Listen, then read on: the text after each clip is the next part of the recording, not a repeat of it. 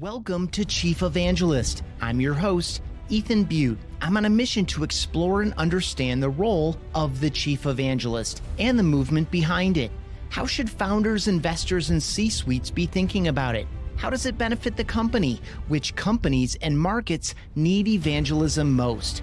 What does the work involve? What does success look like? And who's a good fit as a Chief Evangelist? That's what we're exploring at chiefevangelist.com. And in conversations like this one, which is brought to you by Ringmaster Conversational Marketing and their Evangelist-powered podcasting package. Learn more at ringmaster.com.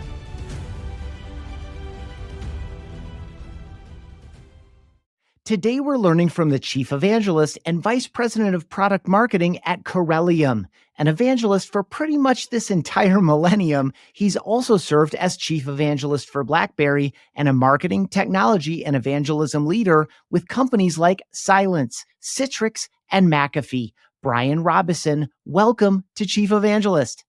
Thank you very much, Ethan. Pleasure to be here. Yeah, I'm really excited about this. I personally had a lot of fun on a call that we had in preparation for this one. So I'm looking forward to this conversation because you have such a unique depth of experience in the role. I think a lot of people think this is a new thing, but the approach to sales, marketing, service, et cetera, that we call evangelism and the way that that affects those functions is very well established. And I'm excited to learn from you today about that. We're going to start, Brian, where we always do, which is the most important job of a chief evangelist. What comes to mind for you? Well, I think the most important thing to realize is that we are all in sales, no matter what, whether you're carrying the quota, carrying the bag, everything we do is in sales. That's our number one job is to, our number one customer is our sales team. And we're their go-to for pretty much anything that they need. Beyond, we don't get involved in like the POs and things like that and the negotiations, but as far as establishing value with whatever solution you're trying to sell, that's our number one goal. And our number one customer is essentially our sales team. So in your experience, especially in the spaces that you've been in, it's a bit of a technical sales role. Or what are some other common names that someone might be familiar with around this function? Well, a lot of this actually kind of started in the 90s out of Intel. And that's kind of where I got involved with it with some people who had left Intel in the Portland, Oregon area. And I was working at that time with, and this is going to date me a little bit, but I used to work with modems and worked with a company called Supra Modems that was based out of Vancouver, Washington. And I did tech support there for a while, but then I got involved in a role called technical marketing. Now, technical marketing is a pretty established role that you're going to find pretty much at any technical company or technology company. And really, it's a position that is, you report up in through the marketing chain, but your job is to build technical assets, technical, explanations, videos, demos, those kind of things. But really it hones your craft in positioning very deep technical, solutions or products, but in the way of trying to find where that customer is going to how it's going to solve that customer's problem. So you basically are marketing is taking advantage essentially of your technical prowess and your knowledge of how technology works to turn that into messaging that helps customers decide what the heck to buy from you that will help their business or help their problem that they're having. Yeah, really fair. And I appreciate this mapping to the customer problem in particular. You also made me think, when I think about roles that I've seen here, obviously product marketing, which is part of the title that you carry today, I see a lot of that technical marketing in a product marketing function in general. So lots of different ways to talk about the same thing, but this evangelism language in particular, what does that do for this function? So for example, you've worn this title very explicitly more than once, but you've been doing this work for a long time. Like, does it connote anything in particular, either to the customer or to the sales team or to the marketing team?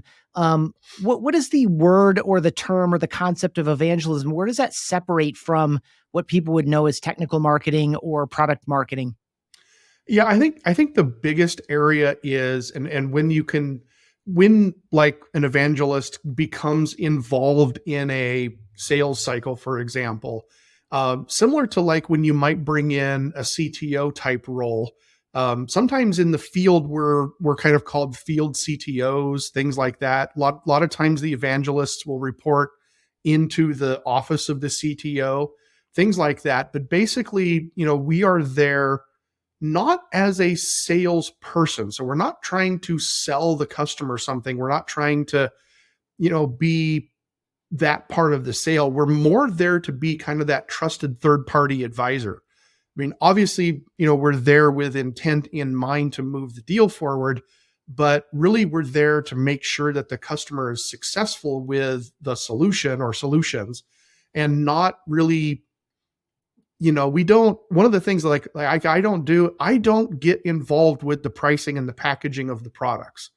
In fact, I really don't even, most of the time, I don't even know what we sell our products for, because that's not my job. That's the account manager's job or the salesperson's job to know and to negotiate it. My job is to establish a technical win or a value proposition win, and then let the people who are good at the negotiation figure out what it's going to sell for. But a lot of times, in fact, most of the products that I have worked with, I don't even know what they cost. It's just not part of what I'm trying to do. I'm not trying to get over a certain dollar amount. I'm trying to make sure the customer is successful and meets their goals, and with whatever I need to put in place to make that happen. Really good. Do you feel like there's a part of what I hear in this, and I'm assigning this, you didn't say it, but part of what I'm hearing in this is that um, evangelism in this context is probably better for bigger ticket items, where there is much more, it's less transactional. It's more long-term. It's maybe a deeper solution inside an organization, less kind of surface level where there's probably flatter pricing. Is that fair for me to discern from that? Yeah, it is. It is more needed in businesses that have, pretty technical solutions that they're trying to sell. It is not something that you're going to find in the consumer space. However, like I said before, I started in technical marketing in the consumer space, doing modems for Supra. And then we were bought by Diamond Multimedia, the video card guys, back in the mid 90s. And I used to go to Comdex and shows like that.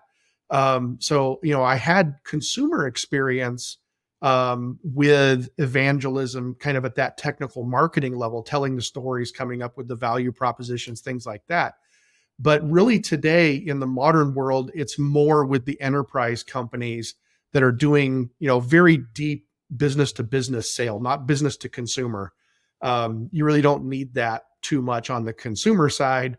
You need it more on the enterprise side, where you're working, hand in hand with that customer to try to get that, value across the table, or, help them with, theoretical integrations or something like that, where you're getting your hands in the tech in their tech and proposing, integrated solutions, things like that.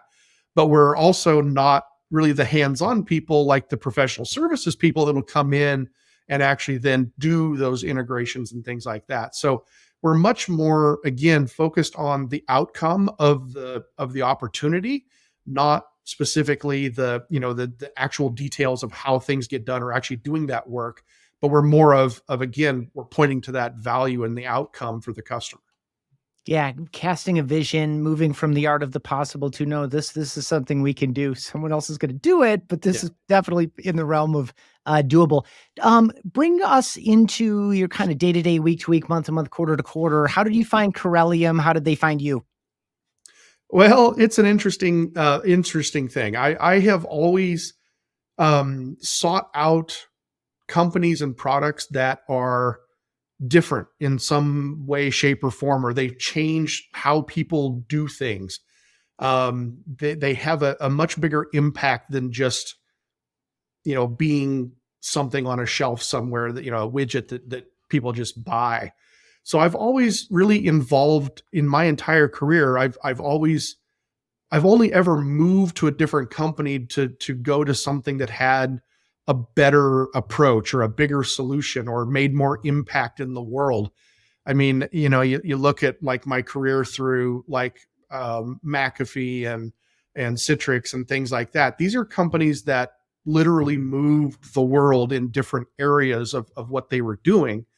And one of the areas that really got me early on in my career was when I was with Tripwire in Portland.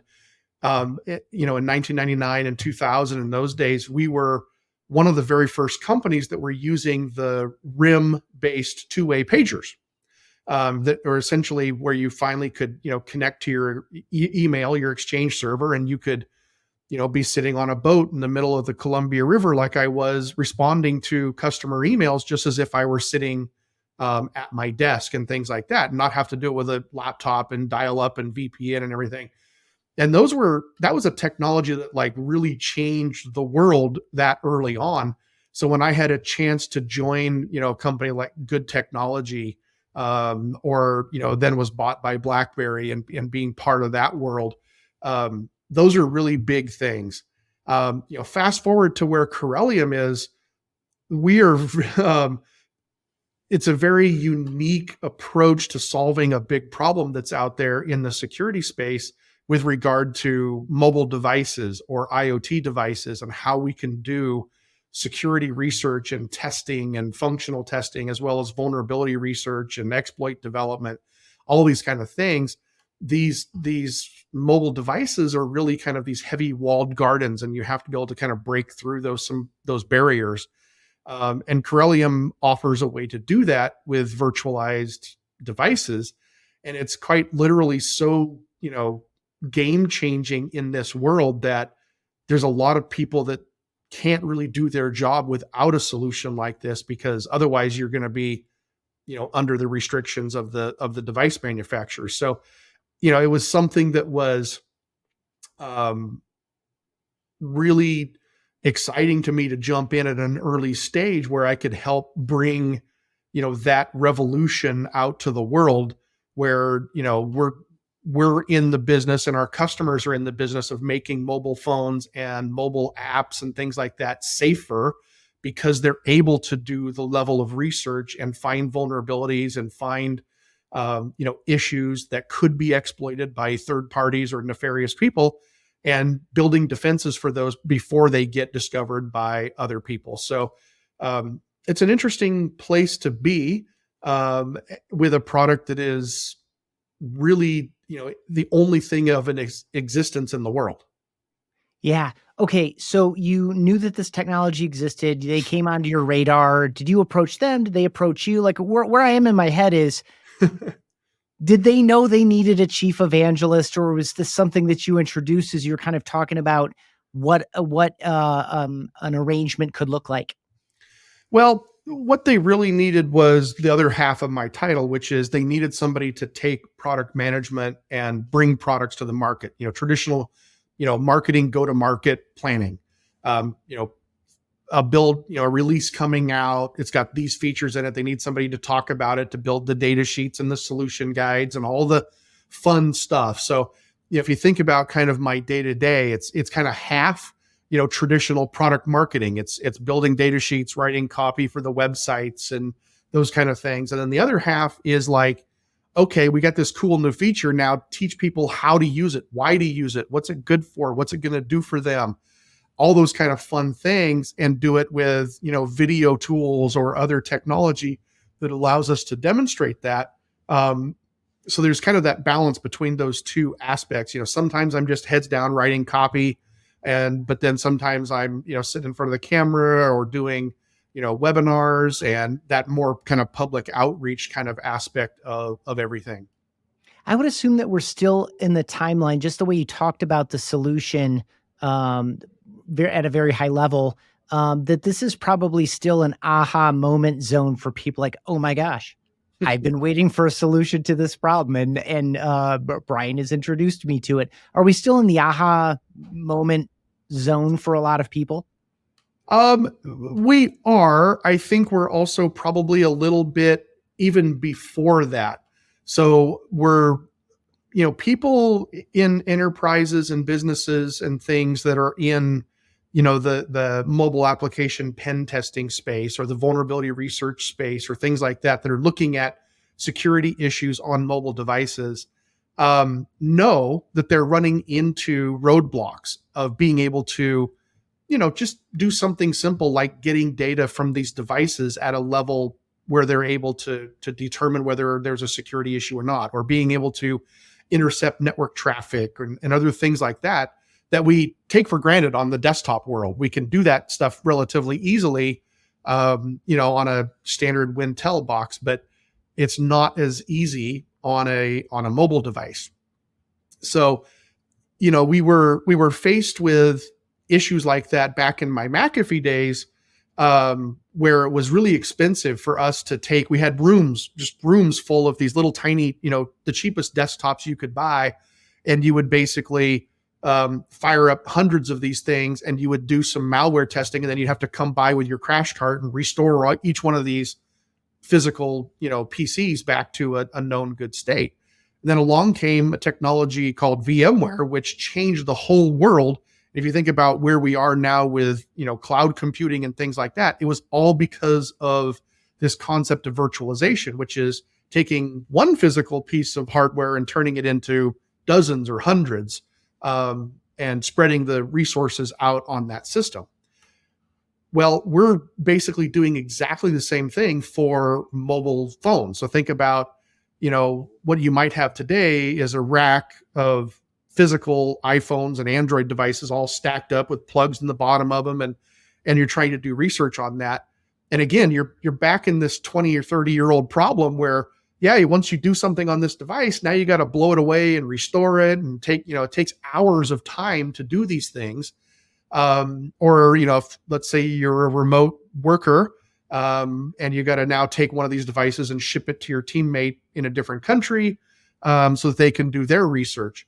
So these problems were solved, 20 years ago on the, the x86 platform, but it's a new problem that the world hasn't solved yet for the next generation of devices, which are ARM based, not Intel based, but actually ARM CPU based.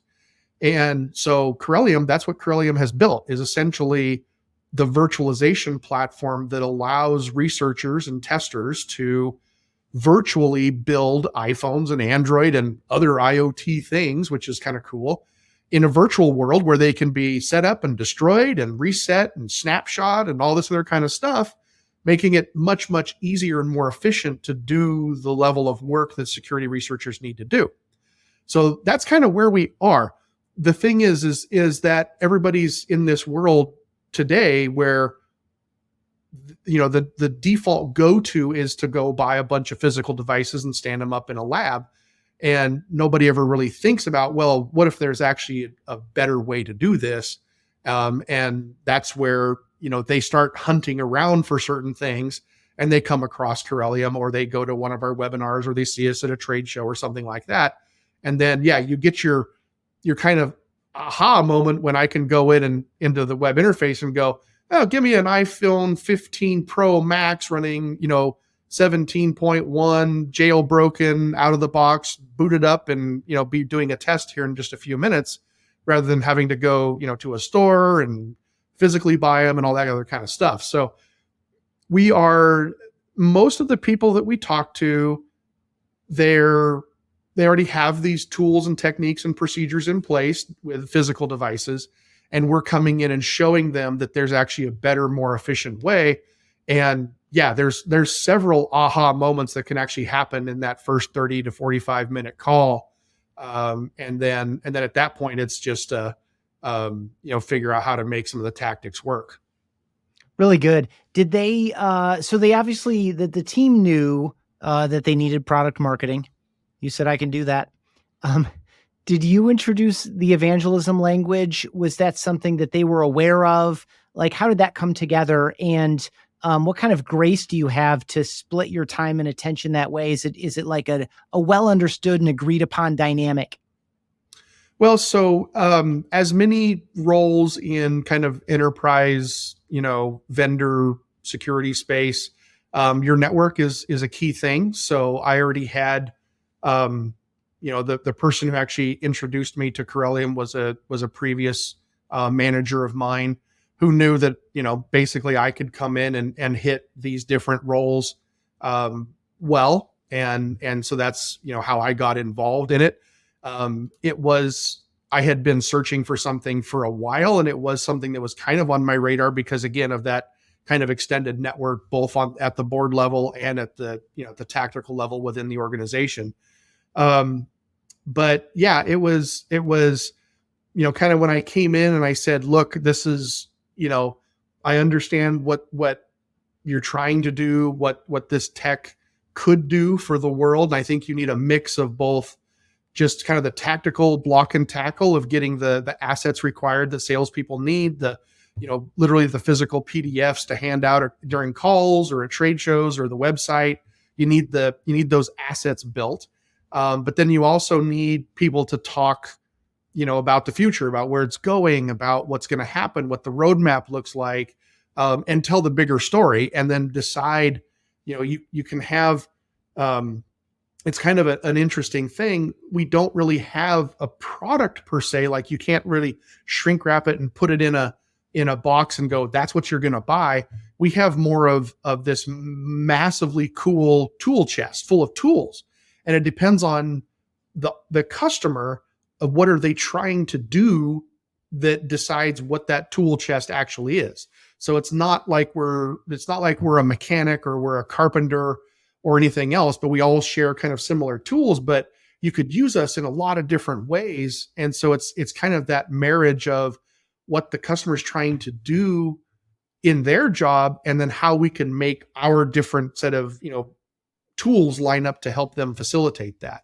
So it's an interesting piece of, not just all out, evangelism, getting on stage and telling the stories and being a talking head and things like that, kind of like what I was doing at Cylance with my friends like Stuart McClure, and doing things like, RSA keynotes. It's more of like really getting down to figuring out what the customer's trying to do, what their blocking issues are, what's stopping them from doing what they're doing, or what's really expensive in their, what are they wasting a lot of time on, and coming up with ways like, okay, this is how you could use this toolbox with this set of tools to solve that problem. And then this drawer with this set of tools does this problem.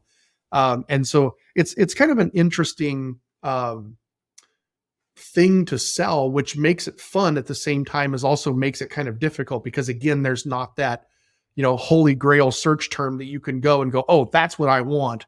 It's more of, you've got this tool of, here's a box and it has a whole bunch of stuff in it, and you can do whatever you want with it. And it's really difficult sometimes for customers to see that and go, well, I could do this or I could do that.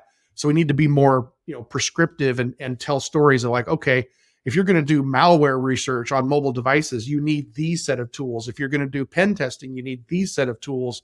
If you're doing vulnerability research in the iOS or Android OSs, you need this set of tools, and they're all part of this toolbox. Hey, thanks for listening to Chief Evangelist. For so many reasons, podcasting is a great opportunity and channel for evangelism. If you've been thinking about a podcast, or you want to shift production and promotion to a team that's especially evangelist friendly, check out ringmaster.com. Their Connect, Engage, Scale program is designed for evangelist-powered podcasting for software and tech companies in the growth stage. Again, you can learn more at ringmaster.com. They're also the team behind this podcast. Speaking of Chief Evangelist, let's get back to it. Yeah, so I the key phrase that I heard there, that I want to double back into is bigger story or bigger narrative, because you got to use cases, which is certainly helpful in this context. Like, oh, I never thought about doing that, and so they're like helping people understand the potential of the tool set is a thing. But this bigger narrative, I'm not really probably even going to formulate this into a question, but I heard you say earlier that you really like to be on the front end of things. You want to be a part of an emergent, transformative technology. And I feel like that's probably a personal passion thing for you. Yeah, it is. I don't, and then this other idea of the bigger narrative is like, yes, I can map your situation. I can do some discovery and diagnosis with you on what you're trying to do and give you some solutions, like use case, like smaller stories, the way I think of use case. Mhm. But you're going to share this in the context of this bigger narrative. Talk a little bit about your own personal motivation and excitement around this, and perhaps also the role of the bigger narrative. Like, why is it so important for you to have that opportunity in your day-to-day and week-to-week, but then also for the customer to kind of understand? That one's a little bit more obvious, but speak to that however you wish. Yeah. I think, and it's one of the key things that as an evangelist, you really, you have to believe in what you're doing, and you have to really believe in what the product or the services that you're building are. It's what drives you when you wake up in the morning. It gives you the reason to go to work. It gives you, and if you look at any technology company out there, it's going to be broken. It's going to be horrible. It's going to be filled with bugs. It's going to be messy from time to time. But how you get through that and how you get over that is you believe in what you're doing. You believe in the concept. You believe in the leadership of the business. You believe in where it's going, and it gets you through your day. It's the reason you get up in the morning. And I think probably the biggest shift I ever had in my career was when in 2015, when I got a chance to join with an ex McAfee employee, Stuart McClure, got to join him at a company called Cylance. And we were the first ones to use AI and machine learning to essentially take out malware. And we were able to predict malware events years before the engineer ever even thought about writing the code for that ransomware or whatever. And, the vision there was, everybody else's vision is to like, let these cyber attacks happen and stop them after a certain period of time. And after you've gathered enough information to like who it is, why they're doing it, what they're gathering. And we were all about just stopping it before it ever even started. If we could prevent it before it would ever even begin, then there isn't any of this mess to clean up. And it was just a totally different way to look at it. And rather than using these, huge conglomerations of different technologies to like, it's like the difference between using, video cameras in your business versus, locking the door. The goal is to prevent it. Or, I used the analogy a lot of, somebody comes into the emergency room and, they're bleeding profusely. Our job at Cylance was to stop the bleeding. We didn't care if it was a knife wound, a bullet wound, or who it was caused by or whatever. And it was different than what everybody else in the industry has been doing. And it's actually still doing is, they're letting the patient bleed out on the table while they're watching to see, okay, well, is this a knife wound or what kind of knife is it? Is it a gunshot wound? And they're just worried about all this other stuff when your victim is essentially, dying on the table. And that's one of the things that really got me excited about Cylance was the job was to prevent these events from ever happening in the first place, thus limiting the number of victims in the world. And when we were selling it and it was really easy to sell, the customers were so protected. They loved it because they didn't have problems anymore. And, when you have, C-level executives come up to you and say, because of what you guys built, I can now coach my, son's little league team again. I can now sleep on the weekend. These things help evangelizers like myself become believers in the technology. Oh, this stuff actually works. It's really doing something important. And, then you can take that. And as the evangelism part of this role is to portray that belief to others and create believers in others and create a community of believers. And so that's a big part of what this role is. And again, the same thing happens at Corellium. There are things that we can do, like today, giving you a brand new iPhone 15 Pro that is virtual with a jailbroken version of iOS 17 that doesn't exist in the physical world. We can give you that device, in minutes on a virtual platform, and you simply can't do it in the physical world. You don't have access to it. So those compelling moments, those abilities to give, your customers or the world something that isn't just noise like everybody else, or, is completely something that is, if you study the blue ocean and the red ocean, type of thing, go fight in the blue ocean. That's where it's more fun. Don't get in a telephone booth and knife fight with your competitor. Go find something that is completely, new and unique and solves a different problem for the world, not just, as another Me Too product that you can find on a shelf at Walmart. Yeah, really good. The customer side of what you were sharing around how this greater narrative, the transformative experience, the belief that you have around it, and how that helps you persevere in the face of all the problems we know we're going to have. We don't know when, we don't know what, we don't know how long, but we know we're going to have problems. Nothing is perfect. And I've observed in my own experience, and I'd love for you to share your own, that shared belief with our customers. So you're sharing it as, as a team member, this helps me. It reminds me why I'm getting up every day. It reminds me why I'm getting through these challenges. I've found that it helps customers when they share that belief stick with you through the bad and the ugly, not just the good.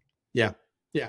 I think in a lot of my roles over the past, over my companies, I end up filing as many bugs as a lot of the QA people do, because we're using the product as the customer uses the product, not necessarily as engineering writes it and builds it and QA tests it, but we're using these, because we're doing use case, like we, bring up that word again, use case, right? We're going through different paths of code than what our normal, engineering and QA testers are testing. But we're much more aligned with what the customers are actually doing. So if you're, in the tech like I am, and you're not finding and filing bugs, then there's something wrong.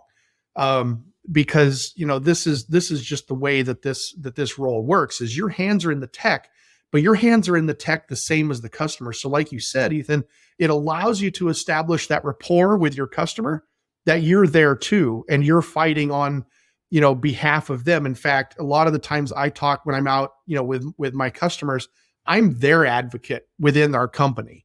They've got their account manager they can work with, and they've got their support reps they can work with. But when they need an advocate, somebody to listen to them and to help them through this problem and get over this bridge, maybe provide a little bit of, quote, escalation or whatever needs to happen, that's that kind of rapport that you can establish with that customer that does help you in the long term get those longer term, opportunities and engagements with customers. And essentially, you want to be really tight with the users of your product. You want to understand how they are using it, why they're using it, all the different things that they're doing, because, that's really going to help you turn that person into a champion within that organization. They're going to carry you. And a lot of times, those people, they're going to move off into another company in a different role and things like that. And then they're going to remember you. They're going to remember what you did for them there. And they might bring you into that company or whatever. So, again, it kind of all goes back to, we're always selling, no matter what we're doing, we're always selling, but we're selling at a different plane, a different level of existence than what, a traditional sales person is going to have a conversation about. Again, we're selling the relationship, we're selling the business, we're selling the value, the outcomes. We're not selling the SKU and the price. Yeah, really nicely done on that tie back to the beginning. I also love your use of the language advocacy.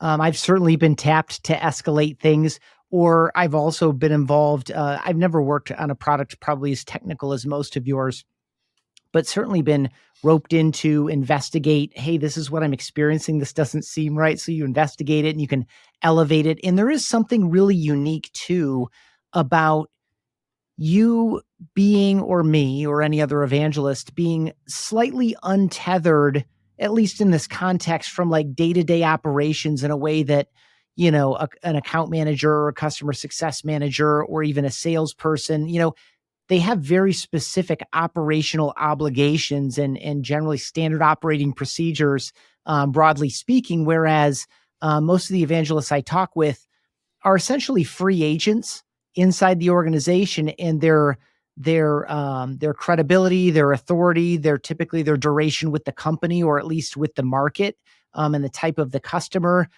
they have enough trust around them that they can spend their time in ways that people in a more lockdown role can't, and that creates some of this loyalty and rapport and relationships such that you'd be carried. Now, of course, that also happens for good account managers too. Like, my main contact at this company went to that company.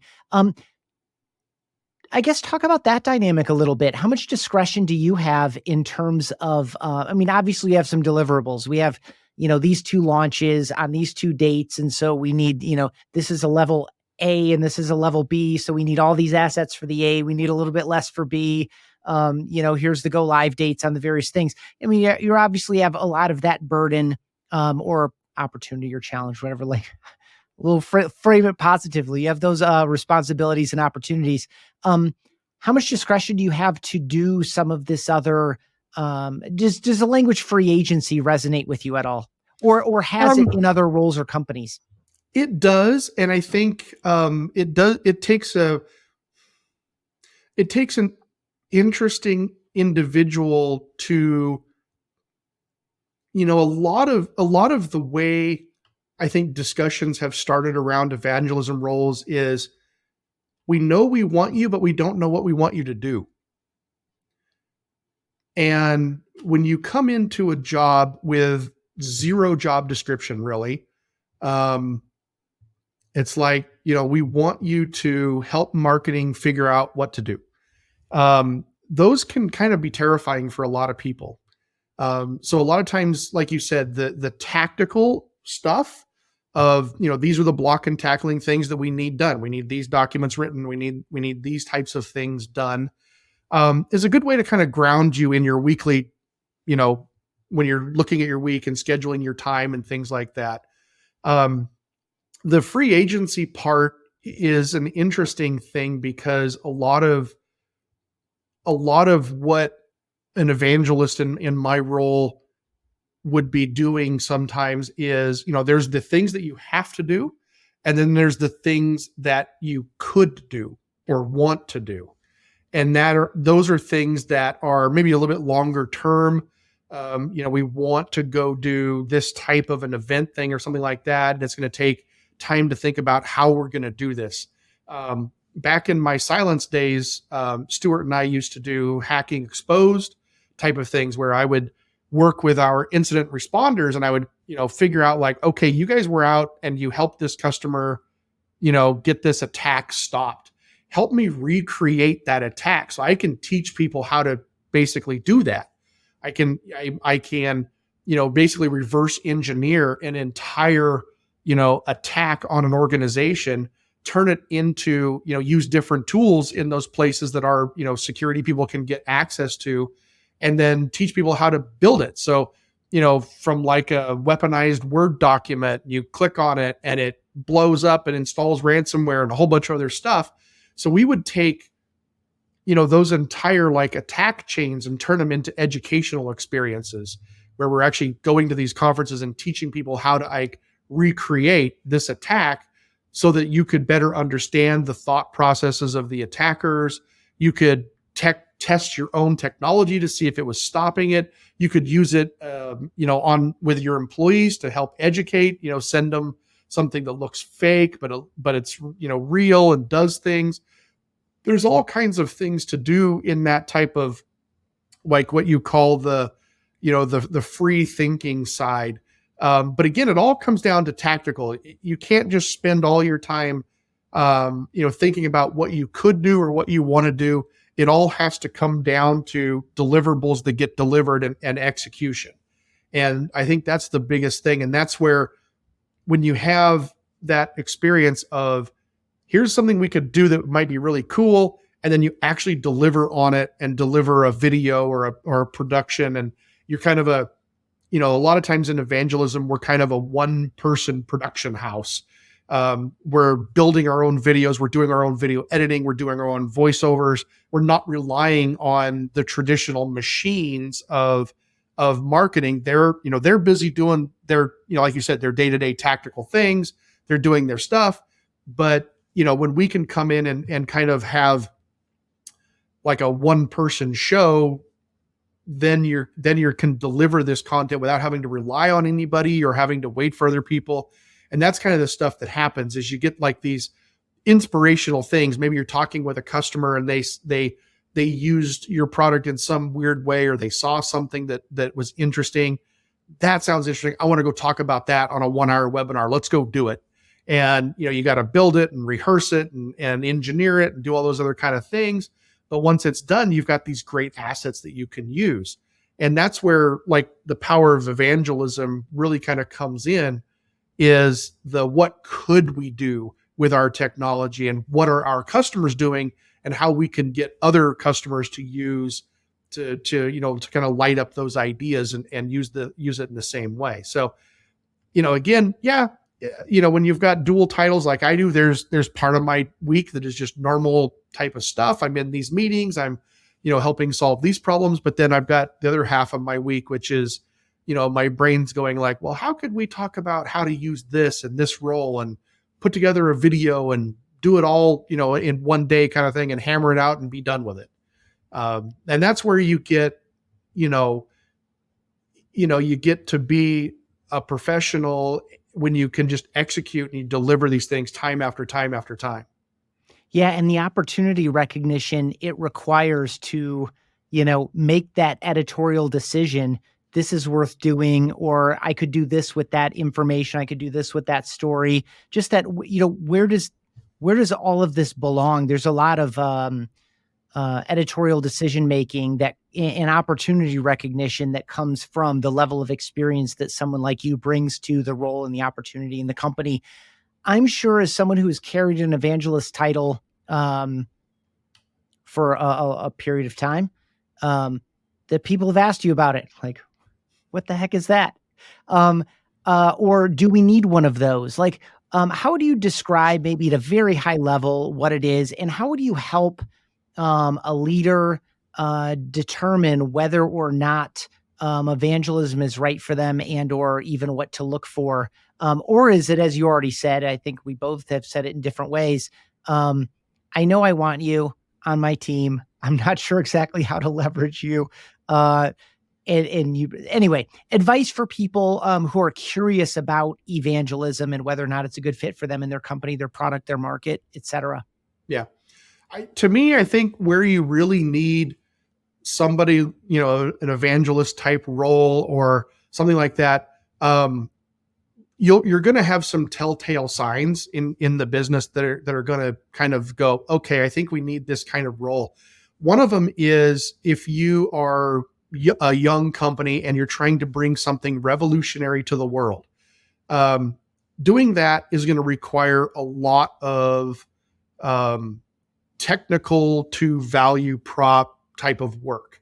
And a lot of times people lean on the CTO to do that type of thing, but eventually you're going to run out of bandwidth, right? You got one person.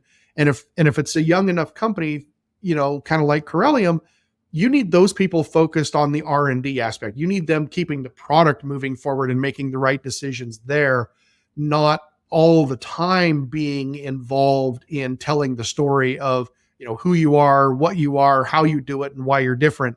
You need more people doing that kind of thing. So again, like I said, in some companies, you'll see these kind of evangelist roles be in the office of CTO. They'll be called field CTOs or other types of things like that. And that's really just a different name for a technical evangelist who is, going to have, some of that type of ability to communicate that way. Having the chief evangelist kind of title, having that kind of, it's not really a C title unless the organization wants you to kind of be in that, C-suite with them. And I've been in some of those organizations where you're kind of there because it really helps. But really, it really helps when you are meeting with customers. It helps, your salesperson bring in higher level people within that customer. If you're bringing, a CTO or a field CTO or a chief evangelist or something like that in. So early startups that are trying to do something, pretty revolutionary need that. Established companies who are trying to do paradigm shifts, if you will, or very established markets where you're trying to do big paradigm shifts. Like at Cylance, we were in a 20 plus year market of AV, antivirus, and we were going to do it completely different than it has ever been done before. So that type of revolutionary paradigm shift, you need people that can talk at a technical level, but also be able to prove and show people, even sometimes hands-on, how that old paradigm is holding people back. And you need to move into the new world. And so that's a really important aspect of it. So you've got early phase, kind of startups where, you're starting to use your CTO maybe too much on the public side and need to, refocus them back internally, where you need somebody to kind of take that ball and run with it, be available for all the sales calls, all the marketing events, all the stuff like that, come up with the ideas of how to demonstrate the product, how to do that. And then you've got established companies or established, paradigms that your company is trying to shift and trying to change. That's when you kind of need the overarching, kind of evangelism type of stuff where you're talking more about the outcome of your approach versus, you're just another tool in the same kind of toolbox. Nicely broken down. And I would generalize it to say old world, new world, old way, new way. Yeah. If that's part of what you're doing, you probably, I think if you look at it as a matrix, yes, that's the kind of the pieces I think that fit in the best. Yeah. And we also hear too very often that the CTO in technical organizations like you're in is very often the CEO in other companies, and they are already evangelizing. They are casting this narrative, this vision. Why should you come work here? Even though we don't have much revenue or many or any customers, fundraising, et cetera. There's the CEO is selling this vision and the promise of something that doesn't quite exist yet. And eventually they either run out of the skill set or the bandwidth to do it. That's another thing too. Is you have a different skill set than the CTO as well, because you've done this before. This has been great, Brian. I really appreciate you making time for it. Before I let you go, though, I would love to know something that you evangelize in your own personal life. Something that I evangelize in my personal life. Wow, Or perhaps you've been accused of evangelizing by people close to you. That's a stumping thing. Like what do I? And it's kind of funny because that's literally the same question that I ask people that I look to hire. I'm like, I don't care what it is. I want you to pitch to me something in your own life and create a pitch, sell me on it. There isn't really anything that's coming to mind right now that in my personal life I, couldn't do without, I guess. By the way, that's a very healthy way to live. Yeah, I mean, I guess, I think probably for me, if I think about, when you think about what you're evangelizing, it's something that you have to be passionate about. Like deeply to your core passionate. And for me, it's not technology, which is actually funny because I have a full rack data center sitting over here and I've got all kinds of stuff in my office. And, I'm actually tearing it down and moving it right now. Normally behind me, there's, 30-year-old, 40-year-old machine computers that my boys and I, buy and refit and fix them back up and play some of these old, 1980s, Macintosh and Apple games and things like that. That's fun. But I think really for me personally, my family is just my biggest passion. I have, strangely enough, like the lowest tech house that you could find, because I spend my work day living in tech.